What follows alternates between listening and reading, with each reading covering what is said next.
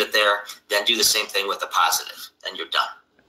Cool fuel tanks and intact sealed components. So we want to make sure that none of those components are going to pop on us or blow on us in case they get nudged, wiggled, something gets twisted, we force a door or something like that.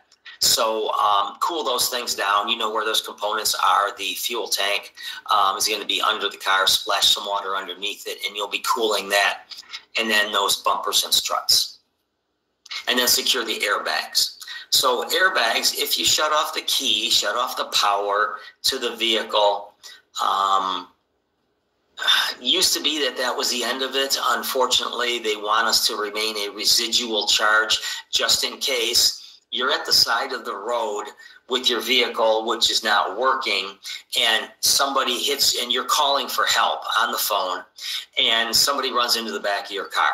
They still want the airbags to work. So they will keep their charge for up to an hour and still operate even after the vehicle has been shut off. So as far as securing airbags, that becomes more difficult now that we're keeping those charges in them for longer. Again, disconnecting the battery is a good way to do that as well. But they do maintain that charge for a period. Engine or trunk compartment fire, so not the passenger, the other area. Remember to check for people who may be in rear trunks or whatever. Conventional methods to access the engine compartment or trunk, the release lever. So you all know that inside your car there's that little lever you can pop, and that will release the first locking mechanism on your hood, and then there's a second one. This says there's a button near the driver's seat that can release the trunk as well. So there's a button that you can sometimes press down that will pop that open. That usually doesn't have two locking mechanisms. But that release lever is a cable attached to the locking mechanism in the front of the vehicle. You probably, I think, all rotated to a station where we talked about this on our extrication day. So one of the things we might be doing is, in case that was damaged, we're going to go up to the front of the vehicle and find that cable, because it usually runs around the front of the vehicle. You might have to break the plastic grill to get to it, but find that release cable. It's just going to be a thin metal cable. Wrap it around the fork of your Halligan and twist. And then as you twist the Halligan, you're applying pressure to it, and that's going to pop that first release lever on your hood, and then you've got the second one. If that starts to take too long, there's many other ways in. You can take your Halligan and pry the corners. So think of the driver's side of the hood and the passenger side of the hood. Go right to the middle on the fender and pry open, and you're making a little tent, a little teepee type of a thing. You can spray water in those two openings as we're attacking the lock. You can take out your K12 and you can cut a pie-shaped piece away from the locking mechanism, and that way the rest of the hood will all still function. So we've got options on those. The trunk usually isn't too much of a problem with one forcible entry tool. Usually they don't have that double locking mechanism like the hood does. So those might be a little bit easier to overcome. Cool front and rear bumper struts before attempting to force entry. So again, we just want to make sure that those don't pop on us and take us down at the knees. Has happened, and I've got videos, you can look them up as well and see that. So dangerous time, again, because of those pressurized vessels. Engine or trunk compartment fires, forcible entry methods to access hood or trunk. Okay, we may have used some of these. Pry Halligan or crowbar, good, we talked about that. Remove the metal around the key or latch. So your the air chisel is good for that. We've all played with the air chisel on extrication day. Attack from the side with axe and lever open. So attack it with an axe and then use something that you can get leverage on, like your Halligan. Direct hose streams under the car and have them bounce back up. I don't know how that's going to force entry, but it is going to cool things for when you do force entry. Or use a piercing nozzle. So again, that nozzle that has that design where you're to beat it into something, you can beat that through the hood or side fender and start to attack that engine fire or trunk fire while people are attacking the lock. Methods to control the fire before the hood can be opened. So again, we talked about several methods to try to get the hood open, but prior to that, direct a hose stream through the grill or the air scoop. Okay, so the front of the vehicle. From there, direct a piercing nozzle through the hood, the fenders, or the wheel wells on non-hybrid or non-electric vehicles. We don't want to come in contact with any of those orange wires. Orange wiring is high voltage, and if you can't see where you're putting the piercing nozzle through, it could be through a high voltage wire. So if it's a hybrid or an electric, we don't want to do that. Make a cutter opening large enough for hose stream, so that's going to be your K12, or pry an opening between the hood and the fender and direct a straight or narrow fog stream into the opening. So that's that. Make that little tent type of a thing by putting your Halligan between the hood and the fender and lean into that Halligan bar, which will bend that hood a little bit where you can start to get some water in there. All right, so piercing the hood of a hybrid or electric vehicle could result in electrocution, so avoid that. And again, you want to look for that badging if you're going to do anything like that on the vehicle, because most of those vehicles tell you that they're electric vehicles. EV is the common badging on that one, or hybrid, which is that little leafy thing. And it may even say the word hybrid, but it's got a little green leaf on it. So those are some of the things that we're looking for there. Passenger compartment fires. Choose the appropriate nozzle and pattern. So whatever your officer tells you to get, that's the one. And you know what the different patterns do. If you go with a wide fog, that's going to give you your best protection and coverage and area, but it's going to not go quite as far in front of you, but it's good for heat absorption. As you start to straighten that stream out, then you're going to get more reach and more penetration, and then the smooth bore nozzle or the solid stream, that is the best for reach and penetration. So choose the appropriate nozzle pattern. Attempt to open the door or break a window if necessary.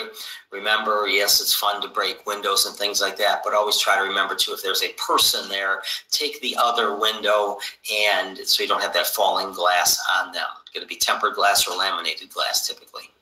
Attack the fire with a medium fog pattern if you have that option, and it's a combination nozzle, which is still the most common one out there, but some people are very strict on the, I only use solid stream nozzles, that's all I ever call for is this, and if you're on my crew, only grab that one. And it's like, yeah, okay.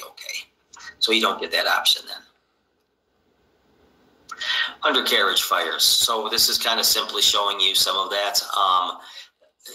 Directing the stream at the lower portion because that fire is going to come out. You got air coming in, you got air going out. It may be coming around the wheel wells or underneath the car. So direct attack is what they're showing you on the top piece. The second one is an indirect attack, right? Because you're bouncing it in off of something. In this case, the ground. So that's a simple, easy, quick way to do that, is get the underside of the car, is bouncing it off. You don't need to get on your back and lay down and spray the water up, and then your gear is dirty and you've been crawling around in the mud. Don't need to do that.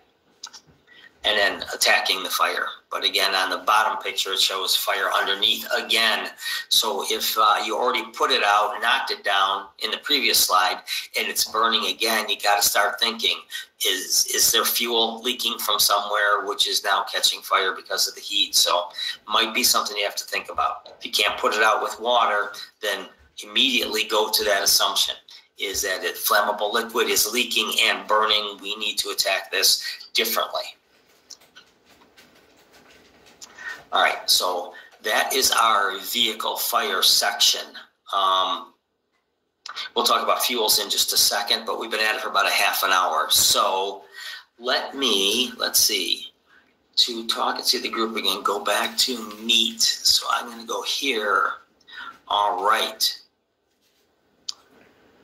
So you should be able to see me in the group, but if I hit this and I hit stop presenting, now, so you should be able to see me. All right, so half hour in, any questions? Need a break? No? All right. So if you do have questions, again, unmute or type it in on the side. If you do need a break, feel free to stand up, walk around, do all that stuff. That's not a big deal. It doesn't mess me up. I'll go a little bit further, then we will take a 5-minute break so I can walk and stretch and not cramp up here like an old dude and go from there. So this and this and this and that. So that gets you back up here. So some of the different alternative fuel vehicles. So I think I did a little bit of a survey yesterday in class.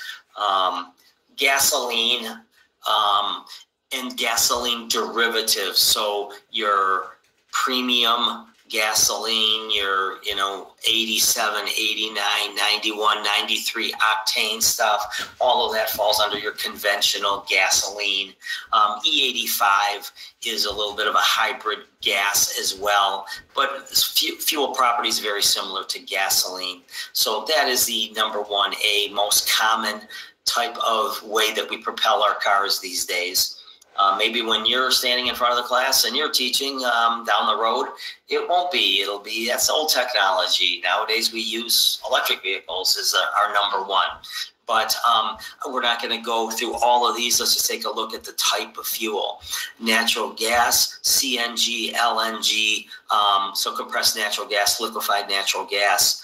All of that has got to do with natural gas. And it's out there, it's under pressure, and it's got a separate tank, usually shielded and usually labeled. LPG, liquefied petroleum gas, similar pressurized gas or liquid as well. Ethanol, okay, similar to gasoline. Methanol, same thing. Let's see, they probably got another one that starts with that. Yeah, methanol. Biodiesel is that stuff that they're kind of doing a little bit of experimenting with. Hydrogen, not real common, but they've experimented with that. Never really went anywhere. They've been experimenting with that for 15 years.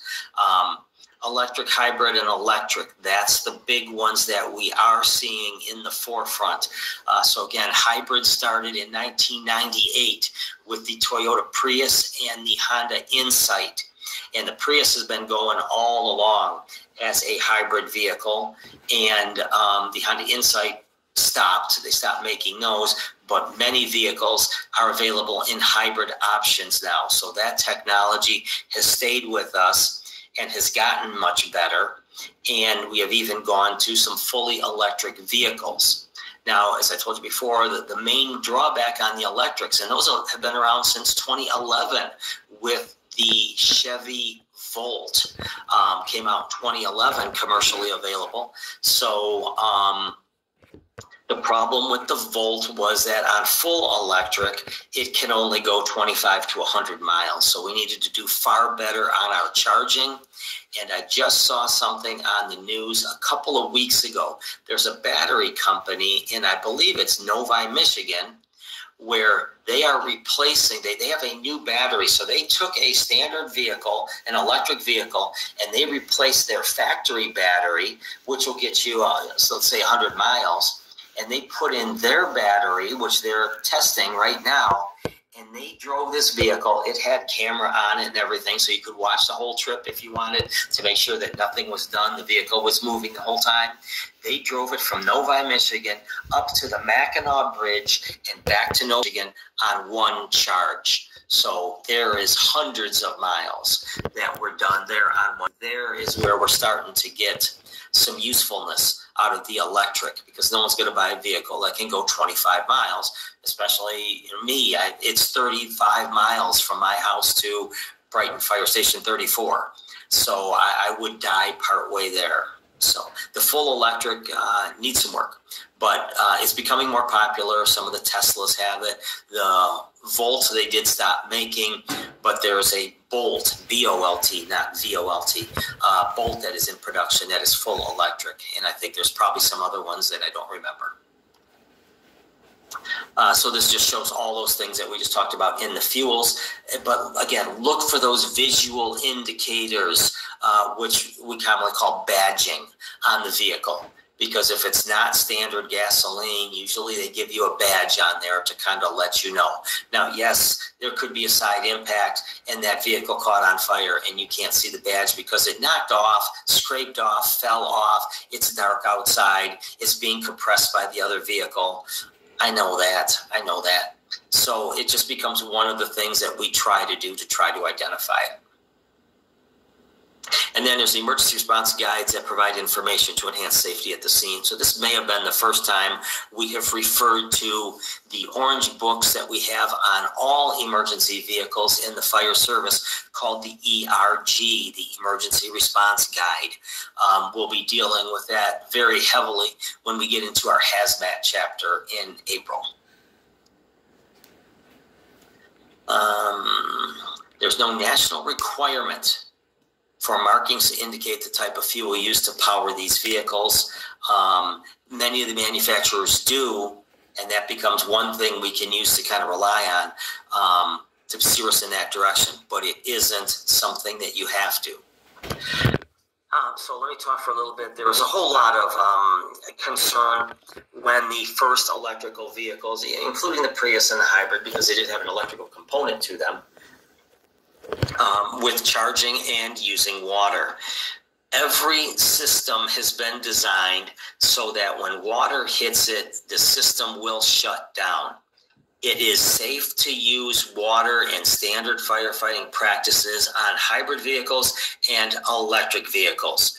It's been done thousands of times with no ill effects. And I'm watching these websites to see what's the failure rate where that information is actually bad, because I know the auto manufacturers would like us to think that's going to work 100% of the time, but does it really only work 90% of the time? And we have to be very vigilant. Do we have to ground these vehicles? What's going on here? And I have not found a single electrocution problem with hybrids or electrics and firefighters using water to put out a vehicle fire. I have not found a one. So they recommend to standard firefighting practices. Don't change it for the type of vehicle. And I think you can pretty much bank on that. Maybe no visual indicators, all right, which is what the last slide just said, right? Yeah, all right. So that's what your CNG, LNG would look something along those lines. Not huge and obtrusive. It's just a little thing on the side of a vehicle or the rear of a vehicle. Usually in the trunk area, underside panels, or the bed of pickup trucks. So again, a shielded area away from passengers, usually protected as well.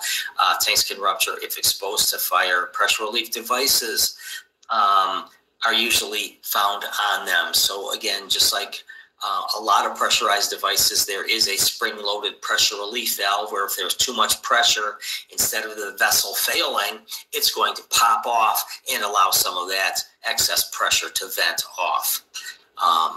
Very common in a lot of these tanks. Your standard fuel tanks have those. They've got venting. So tactics for CNG vehicle: use a gas detector to locate leaks. All right, if it's on fire. Shut off valves, blah, blah, blah. Visible fire: allow the fuel to burn itself out. Use water or foam if necessary to extinguish. Cool container, fog stream to disperse. All right. And avoid contact with high velocity jet of escaping gas. Okay, there's pretty much common sense for you. LNG is stored in a double-walled, vacuum-insulated pressure tank. It is lighter than water, so LNG, liquefied natural gas, so it's liquid. But it is going to vaporize once it hits air, typically.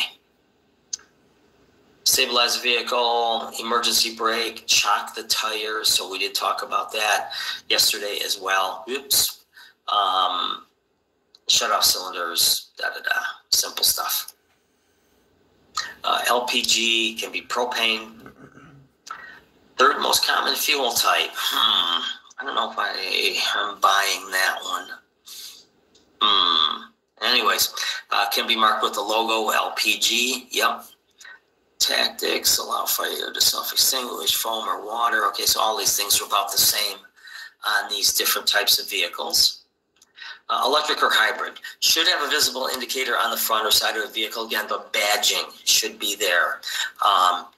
Batteries may be in the engine compartment, trunk, or under the vehicle. So your hybrid vehicles, your electric vehicles, they have two electrical systems. They have a standard 12-volt battery to start the vehicle, just like all of your vehicles have a standard 12-volt battery. The black thing, common under the hood, especially on older vehicles, but they're now starting to put them in other places too. But they all have a 12-volt battery that starts the vehicle. The high-voltage battery to run the vehicle, usually that's a little bit further away. So on pickup trucks, it's usually under the passenger seats. So it's got like a four-door pickup under the passenger seat. I've seen those high-voltage batteries.